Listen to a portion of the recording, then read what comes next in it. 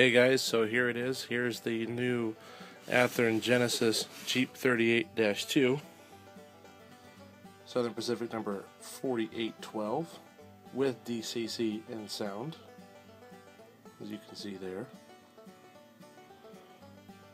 Retail price of $279.98. It's got the Tsunami sound decoder in there.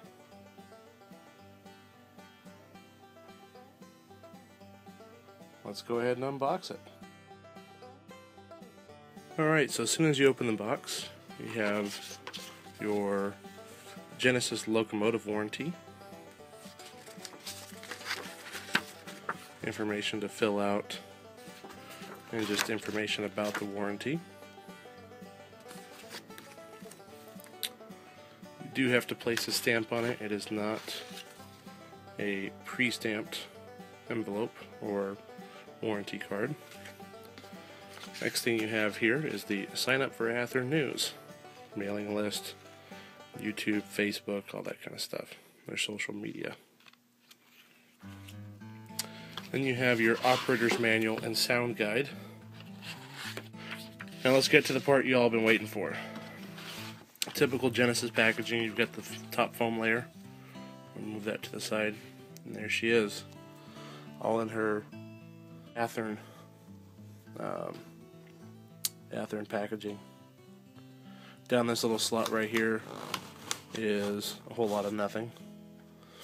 My GP38-1 that I got two of them actually, had excess parts down there, and it's actually a great little holder if you're doing some maintenance on the locomotive. Put your coupler pockets and whatnot there. So let's get this thing out. Hey everybody, as promised, here's the Athearn Genesis GP38-2. It's in the SP paint, road number 4812. This is one of 4 road numbers.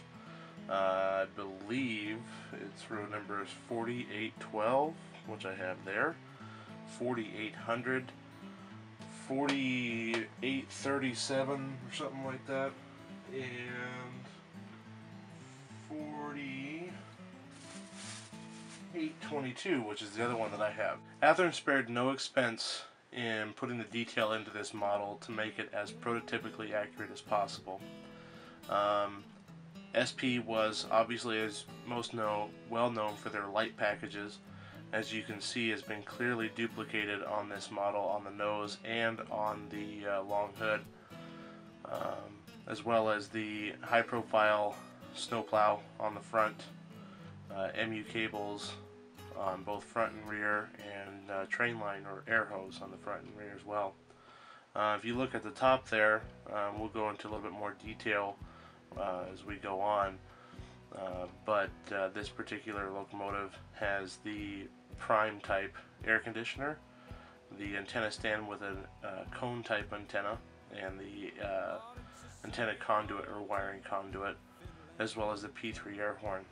One thing that you do not see, because we are pretty far away from it right now, is it does have lift rings or eye bolts installed, and every light on this locomotive works, with the exception of the gyro light, which is the red light, which would prototypically only come on when the locomotive is in emergency. I may change that, I may not, I'm not sure. When it comes down to everything, how often do you see a locomotive in emergency? So it wouldn't be too prototypical. Going into a little bit more detail, as you can see here, we're going to zoom here on the brake cylinders. As always, Genesis line locomotives do have the brake line piping. Also is the speed recorder cable there, which is right here, and fuel tank breather vents piping right here at the front of the fuel tank, prototypically accurate bell. Got the SP light package up here, the prototypically accurate brake wheel, not the lever, P3 air horn again, air conditioner, antenna stand with a cone type antenna, and back here is your antenna conduit. The detail on this thing is just absolutely amazing. We're going to do one side because one side is the exact same as the other for the most part. However, this part of the locomotive behind the front truck on the other side does have the air filter and air dryer detail, which is really nice, and piping on the air tank. So without further ado, I'm sure all of you have been waiting for this. Let's go ahead and fire her up. I've already programmed this locomotive to 4812. It comes out of the box as 03. The only CVs that I have changed is I didn't like the flash rate on the gyro light, so I tuned that down just a bit. I also changed the momentum, CVs 3 and 4, the acceleration and deceleration rate, so it's a little bit more prototypically accurate. Straight out of the box, it's speed step 1 is immediate, so on and so forth. So here we go. I'm going to go ahead and fire her up. Locomotive number 4812.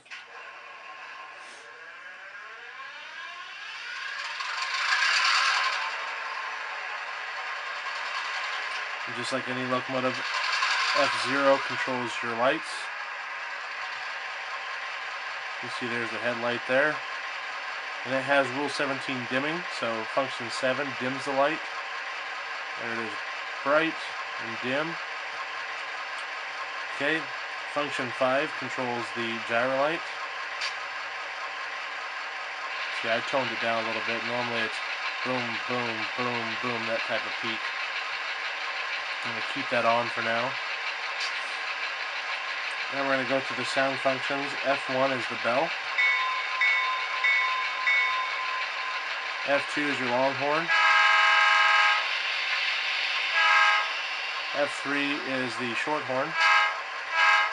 F4 is your dynamic fans or dynamic brakes. Again, F5 being the gyro light. I may actually tone that up just a little bit. It's a little too slow for my taste. 6, I believe that's actually a light function which is not used. F7 is again the dimming, Rule 17 dimming. You can see on the headlight there, it's dim at this time. 8 mutes it as normal. 9, when the locomotive is stopped, is your brake release. And we'll go through that a little bit later. When the locomotive is running, that's your brake squeal. F10 is your coupler cut and couple. And functions 11 and 12 are not used. Let's go ahead and give this baby a spin here. I've got her blocked off so we can get all through the notches. This is going to be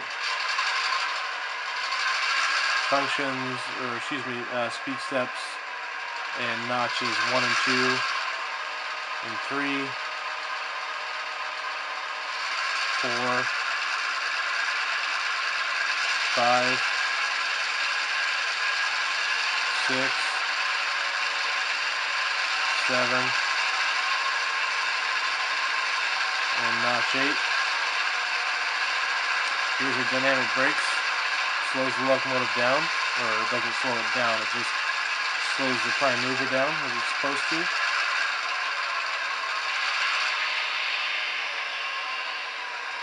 You hear the dynamic brakes come on now.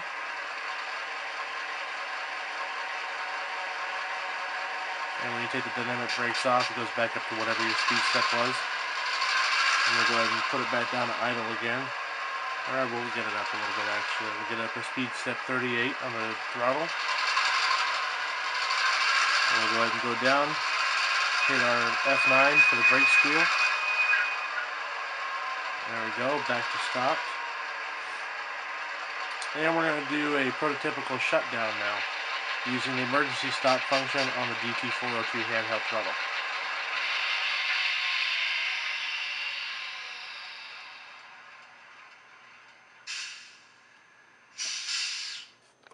Again, I apologize for how shaky this may get. I'm not the best photographer in the world.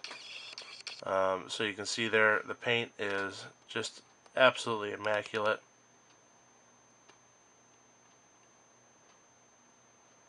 We'll try to get on those lift rings as best as I can here. Yeah, I'm not going to be able to get that too well. But there's lift rings where appropriate. Grab irons are installed. There's literally nothing that the modeler has to do. Just take it out of the box, put it on the track, and go. Got sanding brackets, amazing truck detail, all the sorts. Check out the rear pilot here. Yeah, I apologize. This camera isn't great for videos. However, it's great for regular old pictures. It's a Nikon D3100 if anybody's wondering. So this locomotive pretty much has everything with the exception of lighted number boards. I'm quite happy. So there you have it, folks. That's a review of the Athearn Genesis GP38-2. This one in particular is one of 4 road numbers in the SP paint scheme. Thanks for watching. Don't forget to comment, rate, and subscribe.